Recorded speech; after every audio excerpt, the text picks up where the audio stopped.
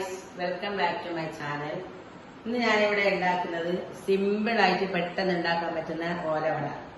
അതിനായിട്ട് ഞാനിതാ ഒരു ഗ്ലാസ് വറുത്ത അരിപ്പൊടി അരിച്ച് വെച്ചത് അതിട്ട് കൊടുക്കാം. ഒരു ഗ്ലാസ് അതേപോലെ തന്നെ കടലമാവ്, കടലപ്പൊടി അതും ഇട്ട് കൊടുക്കാം.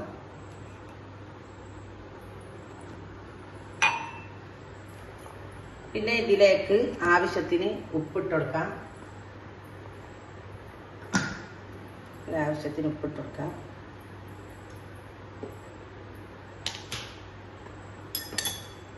പിന്നെ 2 സ്പൂണ് മുളക് പൊടി ഇട്ട് കൊടുക്കാം.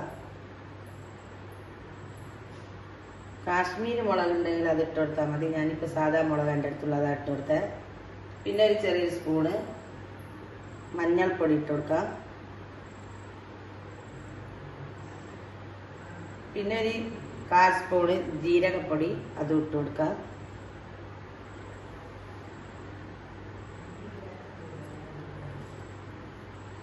പിന്നെ ഇതാ ഞാൻ 3 വെളുത്തുള്ളി നല്ല ചതച്ചിട്ടതാ. അത് കുറച്ച് വെള്ളം ഒഴിച്ചിട്ടൊന്ന് നല്ലോണം ഒന്ന് പിഴിഞ്ഞിട്ട് അരിച്ചിട്ട് കൊടുക്കാം. അരിച്ചൊഴിച്ച് കൊടുക്കാം.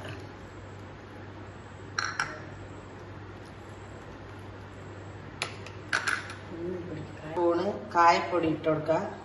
ഇപ്പൊ നല്ലോണം എല്ലാം കൂടി ഒന്ന് മിക്സ് ചെയ്യാം.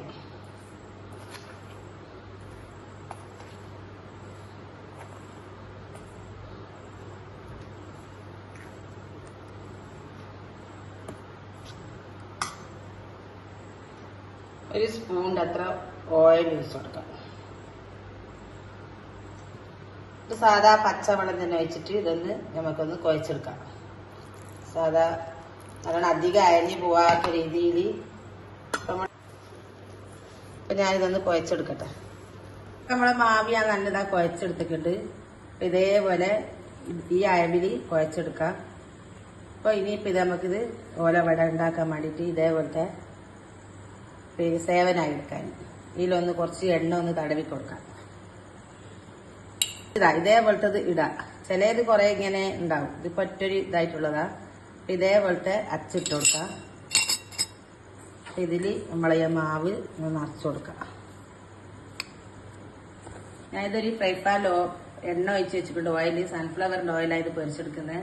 അപ്പൊ എണ്ണ ഒന്ന് നല്ലോണം ചൂടായി കഴിഞ്ഞാൽ ഇതിലേക്ക് നമുക്കിതൊന്ന് ഇതിങ്ങനെ ഇട്ട് കൊടുക്കാം.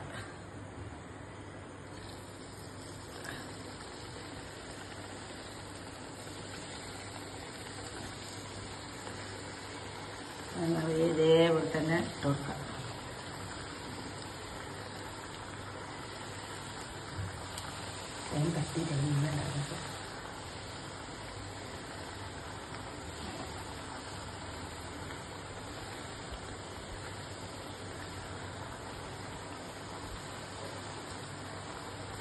ഇത് നല്ലതാ.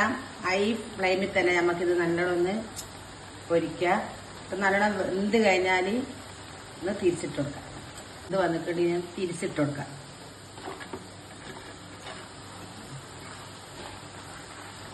അപ്പം ഈ ഭാഗം ഒന്ന് വേണം പൊരിഞ്ഞ് വെക്കാം.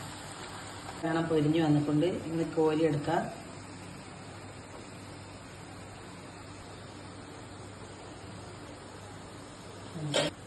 ഇതിലേക്ക് ചുറ്റിച്ചോക്കാം.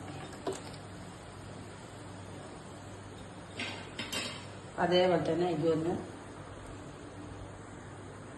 ചുറ്റിച്ചെടുക്കാം.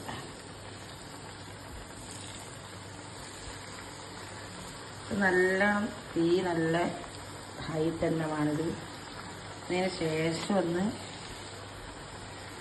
കുറച്ചെടുക്കാം.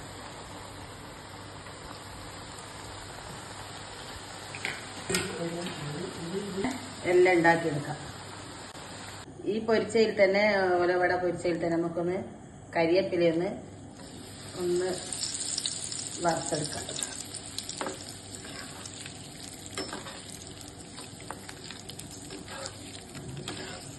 നമ്മളിതാ ക്രിസ്പി ആയിട്ടുള്ള ഓലവട ഞാൻ ഇവിടെ ഉണ്ടാക്കിയെടുത്തിട്ടുണ്ട്.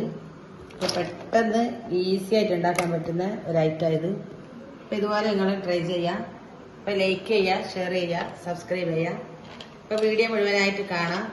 ഇതിന്റെ കമന്റ് നിങ്ങൾ കമന്റ് ബോക്സിലിടാം. അപ്പോൾ ഇൻഷാ അല്ലാഹ് അസ്സലാമു അലൈക്കും.